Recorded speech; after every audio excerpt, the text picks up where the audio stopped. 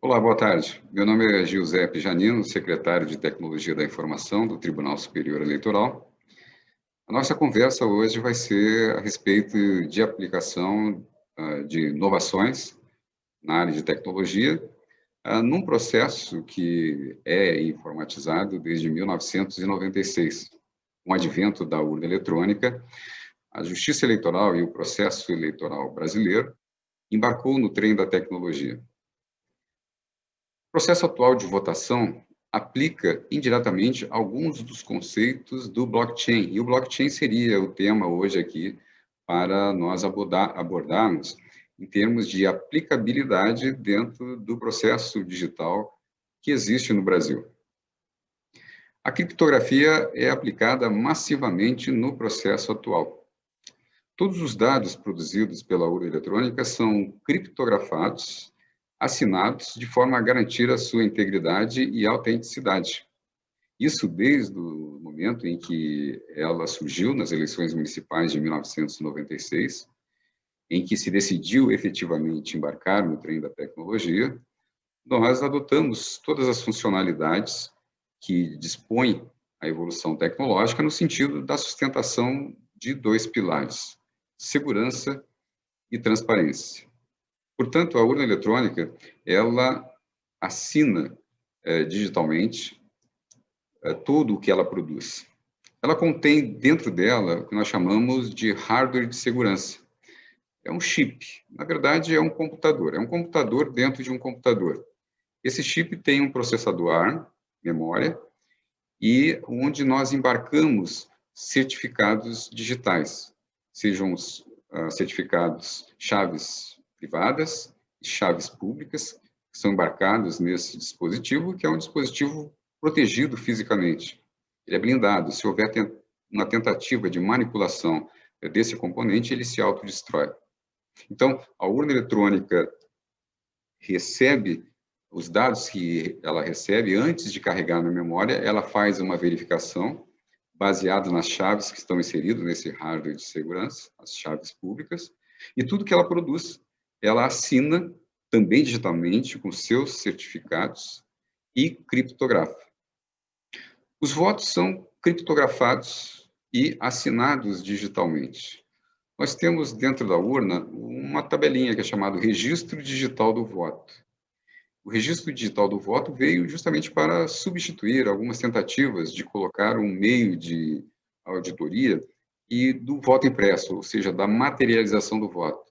Ou seja, imprimir no papel para verificar se o equipamento, a urna eletrônica, correspondeu ao que foi digitado efetivamente no teclado. O registro digital do voto é uma tabela digital, onde nós temos ali, as colunas são os cargos que são dos candidatos. Por exemplo, nas eleições municipais, agora nós tivemos o cargo de vereador e prefeito. Então, uma tabela que tinha duas colunas, e nessas colunas, à medida que o eleitor vai digitando o número, o software vai gravando de acordo com a escolha de cada eleitor, o que é digitado no teclado da urna eletrônica. Esses dados, ou seja, todos os votos são guardados da mesma forma que o eleitor digita, mas são gravados nessa tabela, ou nessa planilha, de forma aleatória, justamente para não permitir que se faça uma relação daquele que está no primeiro lugar na fila, que seria a primeira linha dessa tabela. Então, são gravados de forma aleatória.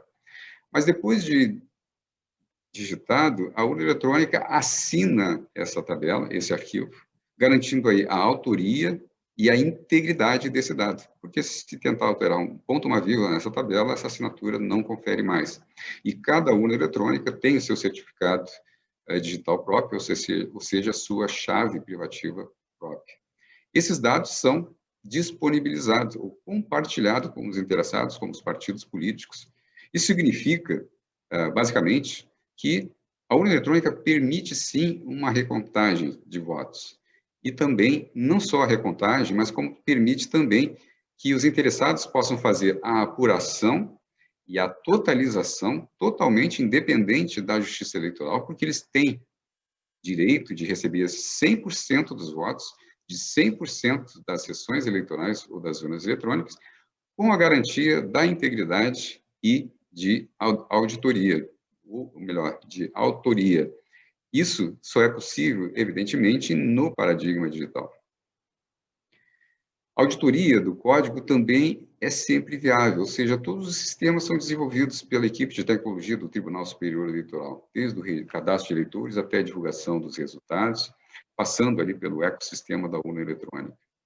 Os códigos do ecossistema da urna eletrônica e de todos os sistemas que gravitam em torno da urna são assinados digitalmente por várias autoridades, como o TSE, o Ministério Público, Ordem dos Advogados, Polícia Federal, entre outras instituições. Eles ficam 6 meses antes da eleição abertos para pelo menos 15 instituições, como Polícia Federal, Ministério Público, universidades, Congresso Nacional, partidos políticos, verificarem linha por linha de cada um dos programas. No final desse período se faz o que nós chamamos de lacração desses sistemas. É um processo em que primeiro se gera os seus hashes em cada um dos arquivos, uma espécie de geração do dígito verificador de um conteúdo, de um arquivo, se faz uma leitura por meio de um algoritmo e se gera um dígito verificador. Se alterar um ponto, uma vírgula nesse arquivo, esse dígito verificador não confere mais. Então, todos os arquivos, todos os programas passam por esse processo com seus respectivos hashes. Isso garante o quê? A integridade. Se alterar qualquer um desses programas, eles não são mais reconhecidos.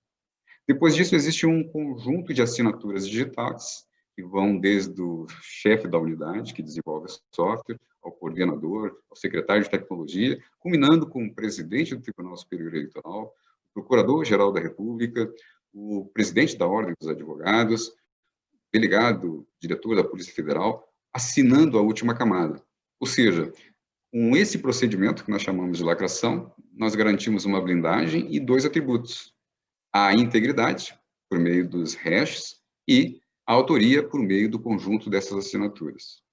Uma cópia é guardada na nossa sala cofre para uma verificação posterior, o tempo que for necessário e em qualquer momento que for requerido. Depois disso, os softwares são enviados para os regionais, tribunais regionais eleitorais, realizarem a introdução desses programas nas urnas eletrônicas, programas e dados. Isso é feito por meio de uma audiência pública, com várias instituições comparecendo e verificando, e nesse momento se pode fazer a leitura das assinaturas, garantindo, mais uma vez, a autoria e a integridade dos programas. Quando eles são inseridos na urna eletrônica, a urna eletrônica é lacrada, quando ela é acionada, o primeiro passo é esses softwares são verificados antes de subir por meio lá daquele hardware de segurança que tem as chaves públicas, ou seja, ele verifica se o software é de autoria do TSE e se ele está íntegro. Se estiver tudo ok, ele carrega na urna. Se não estiver, não funciona. Não há possibilidade de um software adulterado ou que não seja de autoria do TSE funcionar numa urna eletrônica. Então, esses são requisitos, né, que estão muito ligados ao paradigma também do blockchain, a garantia da integridade, da autoria e da imutabilidade do dado. É sempre possível verificar o código-fonte que rodou na urna eletrônica é o mesmo que foi assinado, e ela mesmo faz esse processo de verificação a cada vez que é acionado. A apuração e totalização são totalmente rastreáveis. Aqui uma oportunidade para esclarecer. Se confunde muito a apuração com totalização. A urna eletrônica recebe os votos. No momento em que se termina a votação, o mesário digita um código e a urna eletrônica vai naquele arquivo que nós falamos, registro digital do voto, e conta os votos que estão naquela tabelinha. Ou seja, ela faz a apuração imediatamente após o encerramento da votação. Em ato contínuo, depois de apurar, ela mostra o resultado. Ela imprime o resultado daquela sessão a partir da apuração, da contagem daqueles votos que estão no registro digital dos votos. Ou seja, isso significa que exatamente no momento em que se encerra a votação, a urna apura e já mostra o resultado. Esse resultado se torna de conhecimento público já no ambiente da sessão eleitoral. Cópias desse relatório são distribuídas para os fiscais de partidos e uma das cópias é afixada no local de votação. Esse relatório ele tem um código bidimensional, que é o QR Code. Esse QR Code contém exatamente o resultado que está ali impresso nesse relatório. Isso permite por meio de um aplicativo desenvolvido pela Justiça Eleitoral, de código aberto, que qualquer cidadão possa registrar aquilo que foi apresentado no âmbito da sessão eleitoral e verificar se é o mesmo resultado que chegou no TSE para a totalização. Ou seja, torna todo esse trâmite totalmente auditável e transparente. Isso possibilita, por meio dessa estratégia, de que o resultado já se torna de conhecimento público imediatamente após o encerramento da votação. O processo de votação atual ele é íntegro, seguro e universal, justamente aplicando esses requisitos que são muito utilizados no paradigma do blockchain. Todo eleitor brasileiro tem direito de votar e a justiça eleitoral vai onde o eleitor estiver. Talvez, inclusive, indo nas aldeias indígenas, nos locais mais de difícil acesso, no interior da grande Amazônia, que corresponde quase que 50% do território nacional, a nossa missão é ir onde o cidadão está. E a urna eletrônica chega nesses locais, permite que esse cidadão que habita nessas regiões remotas possa interagir com o processo democrático. E a urna eletrônica foi desenvolvida para ser íntegra, segura e universal. Ou seja, ela é intuitiva o suficiente que permite o indígena votar, que permite um deficiente visual votar, que permite o analfabeto votar, porque ela tem características bastante intuitivas e funcionalidades, né, o próprio processo de votar em números e verificar a foto do candidato e a tecla V de confirmar. Os códigos, os teclados têm estampa em braille e também áudio para que o deficiente visual, por meio de fones auriculares, possa ouvir o que ele está digitando ou votando. E toda a capacidade de tornar o voto muito intuitivo e facilitado para qualquer tipo de cidadão. Significa que o cidadão que habita lá na aldeia indígena vota com o mesmo equipamento, da mesma forma que um cidadão em Brasília, por exemplo, tornando efetivamente todo o processo democrático realmente universal. O processo atual protege o eleitor de coação e até mesmo venda do próprio voto. Muitas pessoas questionam por que o processo tem que se deslocar para uma sessão eleitoral e fazer um voto ali no equipamento eletrônico, numa cabine de votação. É justamente para garantir o direito do cidadão, previsto no artigo 14 da Constituição, que é o direito de votar em sigilo, o voto secreto. Isso significa votar sem nenhum tipo de coação ou com total liberdade.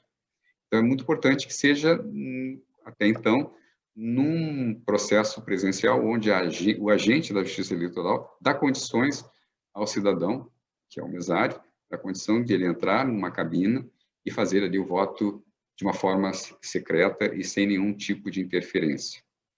O outro lado da moeda é a venda do próprio voto, né? Se o voto não é sigiloso, permite também que o cidadão, por meio de uma comprovação de que ele está votando em determinado candidato, ele possa negociar, inclusive, o seu voto, trazendo sérios prejuízos para o processo democrático.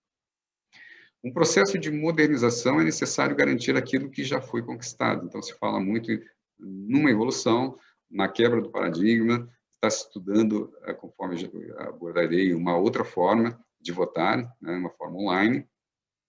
Mas o nosso grande desafio é justamente garantir aquilo que já foi conquistado. Toda a segurança, toda a integridade, toda a rastreabilidade, a intuitividade, inclusive, no processo de votar. Mas nós, da Justiça Eleitoral, temos o compromisso da evolução, da inovação.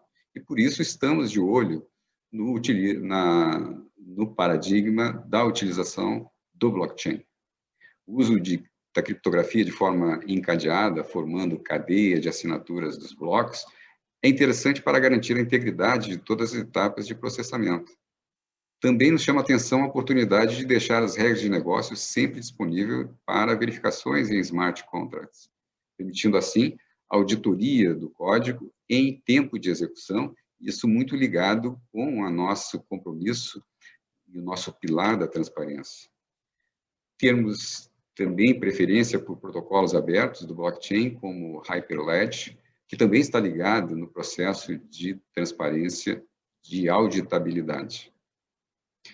O ministro Luiz Roberto Barroso, atual presidente do Tribunal Superior Eleitoral, publicou a Portaria 527 de 2020, que instituiu um grupo de trabalho para conduzir o projeto de eleições do futuro.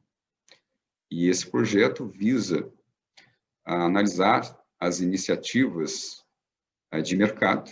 Foi feita uma publicação de um edital, fazendo um chamamento público, o edital número 1 de 2020, para empresas interessadas em apresentar soluções de votação online.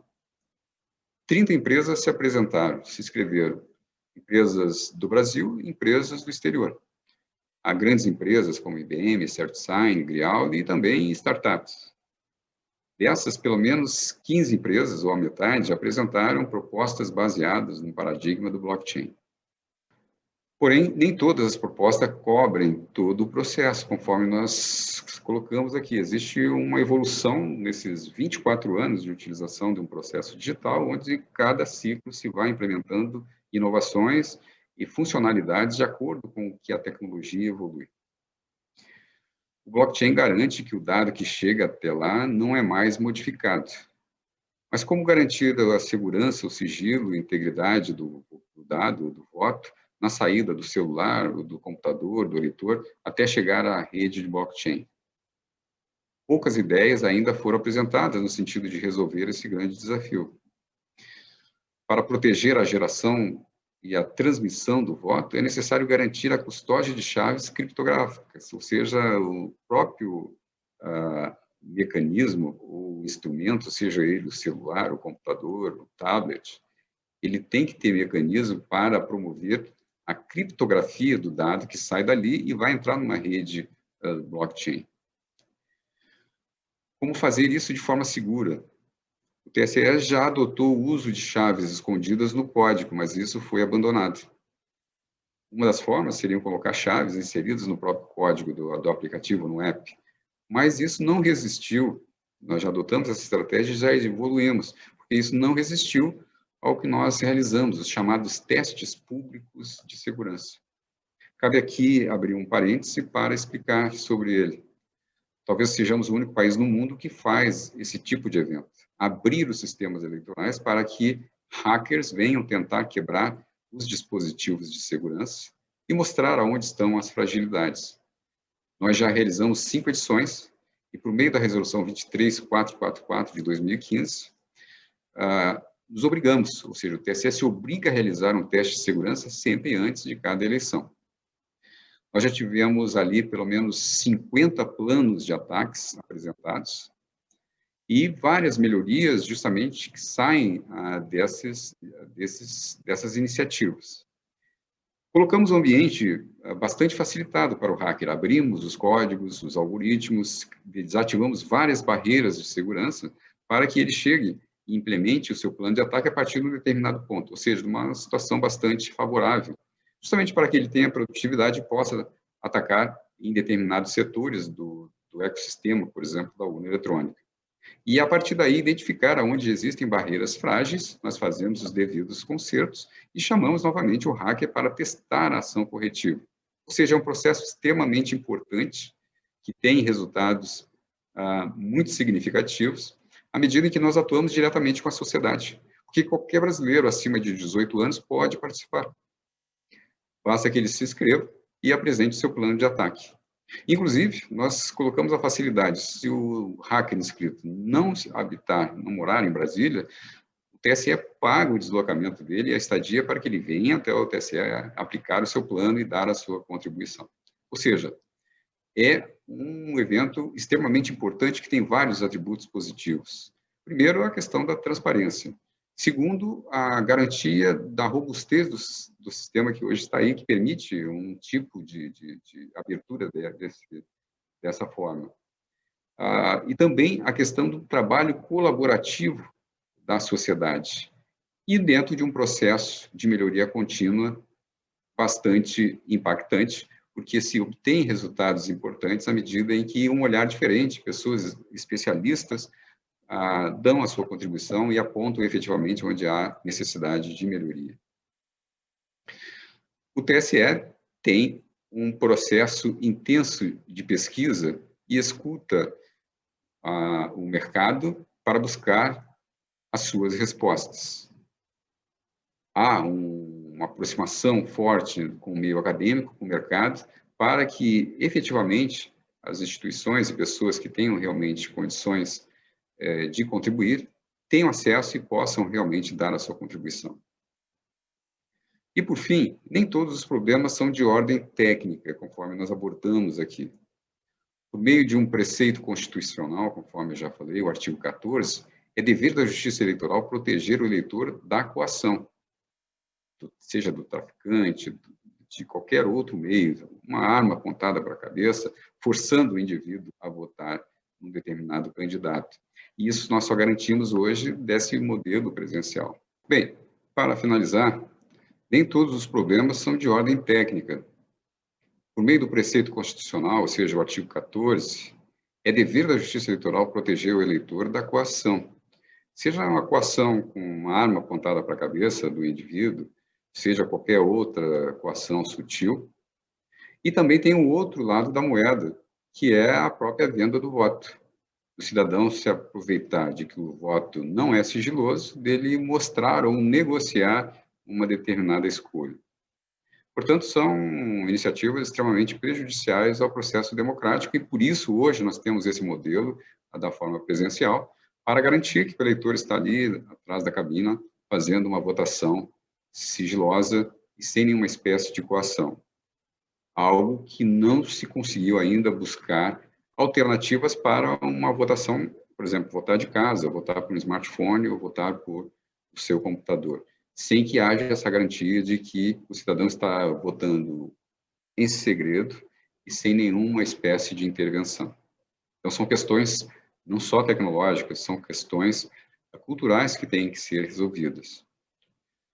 Então, essa é a nossa realidade, essa é a nossa história, esse é o nosso compromisso da evolução do processo digital, que começou lá em 1996, embarcando no trem da tecnologia, utilizando as funcionalidades da tecnologia para trazer sempre um processo íntegro, seguro e transparente.